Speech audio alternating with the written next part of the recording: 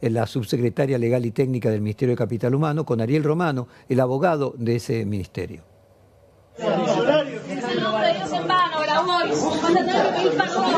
Tuviste con Alberto, tuviste con Macri, tuviste con Cristina, tuviste, las ladronas sos vos, y además como abogada sos también. Yo estoy contento, pero ¿sabés cómo se Andá a reclamar al fuero comercial tu quedaron negocio. chiquititos, Se rompió. Deja de extorsionar muy gente, chiquititos quedaron. mandándolos a tus actos políticos con sacarme una bolsa de Escuchame, comida. ahora te pones antes te pones un pingüino, tenés un pingüino tatuado y un león en la remera. No sos creíble, chiquita. Creíble no sos vos. Creíble no sos vos. Vamos, mi cartera que la tienes. Y el chonchito, ahí está. ¿Qué te pasa vos? ¿Qué te pasa vos? ¿Qué te pasa? ¿Qué te haces, boludo? ¿Qué te pasa? Te tiene que defender Leila. ¿A cuántos convocaste? ¿A cuántos convocaste? Das lástima. ¿A cuántos convocaste? Cuca ladrona. Chau, Cuca ladrona. Dale. Chau, Cuca ladrona. Tiene problemas con el cuerpo. Dale, flaquito. Con el crucifijo. Sí, vos sos flaquito. Vos sos un cerdo intelectualmente y moralmente, no físicamente. Sos un cerdo. Sos una mierda que le saca la comida a los pobres. Una mierda. Deja de robar, chorro.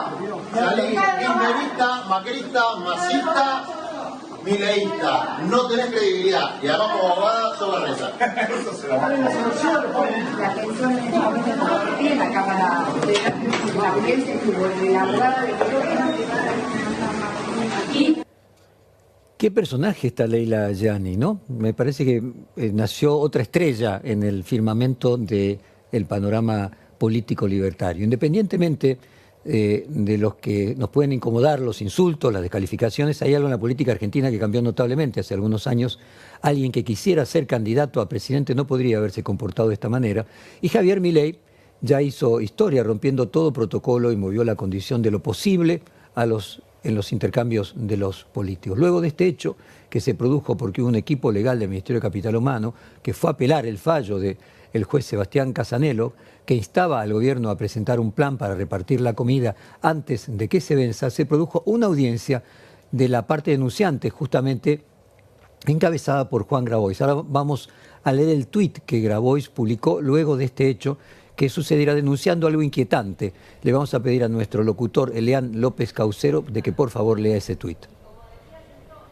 Petovelo, después de corroborar que esta persona no pertenece a la custodia de Comodoro Pi, le pregunto, ¿por qué había al menos una persona de civil de su grupo de seguridad con un arma de fuego dentro y fuera de la sala de audiencias? ¿No sabe que eso está estrictamente prohibido?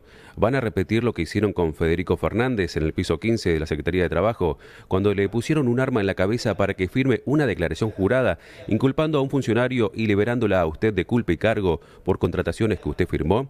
A nosotros no nos van a intimidar, ni con armas ni con calumnias. La lucha sigue hasta que no falte pan en la mesa de ningún argentino. El hambre es un crimen y ustedes una banda criminal. A la ciudadanía, la prensa libre, el Poder Judicial y la oposición republicana, acá hay una verdadera mafia operando en capital humano. Roban, espían, borran pruebas, pasan facturas truchas, adulteran inventarios, usan patotas armadas. Es muy grave. Hay mucha gente intimidada que no se anima a hablar. Ariel Romano, el abogado que está junto a la persona armada, participó de la reunión del piso 15 donde a Federico Fernández le arrancaron la declaración que exculpa a Petovelo. Ese hecho por sí solo reviste una gravedad que requiere la inmediata intervención de la justicia por la posible comisión de delitos gravísimos, tales como la coacción y la privación ilegítima de la libertad. Si hacen esto para no repartir comida, imagínense de lo que pueden hacer para saquear a la Argentina. La patria no se vende. Defendámosla sin miedo. Bueno, los custodios del Ministerio de Capital Humano parecen ser bravos, ¿no? Hace una semana, cuando asumió como formalmente, no formalmente, pero sí como jefe de gabinete Guillermo Francos, y hizo ese café, ese tipo de desayuno en un bar enfrente de la Plaza de Mayo. Y cuando salieron los que estaban en ese desayuno, cuando salió la ministra Petovelo, el cronista de C5N se le acercó a hacerle unas preguntas y un custodio bastante corpulento lo empujó fuertemente y lo sacó de plano donde estaba. Grabois dice que Federico Fernández, el funcionario que según varias fuentes se lo obligó mediante este método que denuncia Grabois, a denunciar a la segunda de Petovelo, Pablo de la Torre, para responsabilizarlo de la retención de los alimentos y de las denuncias que se produjeron a partir de estos hechos en otros aspectos de ministerios, como las supuestas contrataciones irregulares. La estética de Grabois tiene una manera de comunicarse y de confrontar políticamente que es más parecida a la de Milei que a la de un político tradicional. Si bien tiene cercanía a la Iglesia Católica, no posee nada de la forma de los curas que tienen activismo social, como por ejemplo podría ser el arzobispo de Buenos Aires, García Cuerva, o el propio Monseñor Ojea, cuyas maneras y formas son de cordialidad extrema. Ahora vamos a hacer un recorrido por la carrera política de Grabois. Vamos a iniciar con un reportaje que le hice en el año 2018, cuando era un personaje prácticamente desconocido, que cuenta los orígenes de la Confederación de los Trabajadores de la Economía Popular. Juan Grabois, en el año 2017, sobre los inicios de la CETEP. Vos sos artífice de Yo soy parte de la fundación. Pero cuando sos parte, digo, para comprender mejor la historia, Sí. sos artífice, sos parte, Sí. actor principal de esa Sí, fundación. uno, con varios cartoneros, como el que Sánchez, que es el que está en la foto ahí con el Papa, y la Edi Morocha de Villa Caraza, y bueno, y un montón que siguen estando, digamos, ¿no? Que eran los que laburaban en esa zona. Y al mismo tiempo había un montón de otros movimientos. Estaban los movimientos de trabajadores desocupados, el movimiento de empresas recuperadas, todo lo que se conoció como el movimiento piquetero, un montón de cooperativas sueltas, el movimiento nacional campesino indígena. Bueno, todo eso no nos conocíamos. Y después nos fuimos conociendo. Y lo que pasaba es que los intereses del sector social quedaban subordinados a la agenda ideológica de cada grupito.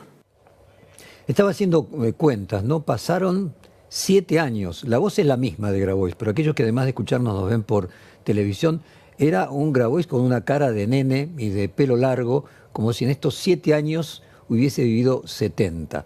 Vamos a repasar ahora del mismo reportaje, también del año 2017, o sea, pleno apogeo de Macri. Y es más, quienes me presentan a Grabois era el vicejefe de gabinete de Macri, con quien tenía una estupenda relación también de una formación muy cristiana. Vamos a este segundo pedacito de aquel Grabois del año 2017 sobre su cambio de visión sobre el kirchnerismo. En el año 2010, ya con el MT con un volumen fuerte, lo conozco a Emilio Pérsico, que en ese momento era funcionario del gobierno. Y lo conozco en un conflicto con el gobierno. Y yo en esa época tenía una visión mucho más negativa de la que tengo ahora de lo que fue ese gobierno, ¿no? Yo por ahí moderé más mi visión, porque para mí era casi el enemigo, digamos, ¿no? La verdad que hoy no pienso igual, no me parece que... O sea, vos fuiste viendo mejor al kirchnerismo con el paso de los años. Con el paso de los últimos año y medio. Macri te hace reconciliar con el kirchnerismo. Me hace tener una visión distinta a la que tenía antes. Pero más reconciliadora. Valorando algunas cosas. Muy interesante, ¿no? O sea, él no era kirchnerista y dice que revalorizó a Cristina a partir del gobierno de Macri. Grabois se define además dentro de la corriente teológica que es la opción preferencial por los pobres. Además, en este mismo reportaje cuenta casualmente un conflicto similar de la falta de reparto de alimentos a la actualidad. Vamos a escuchar nuevamente otro pedacito del problema similar al actual, pero en el año 2017.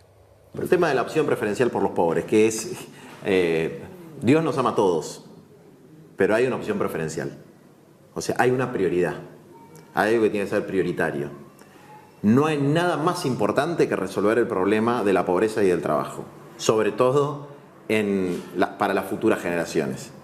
Y si uno entra en la abstracción de, bueno, yo lo voy a resolver porque en realidad voy a generar un marco de seguridad jurídica en el que van a venir inversiones, entonces va a aumentar el mercado laboral y dentro de un par de años van a estar todos adentro. Pero estás totalmente loco. Eso no va a pasar. Y además todos estos años que pasaron, los pibes sin comer correctamente, sin tomar los nutrientes que tienen que tomar, sin las proteínas, ¿y qué va a pasar con eso? Vos sabés que hubo 3 meses que no se repartió leche de desarrollo social. Porque un señor le salió mal una licitación.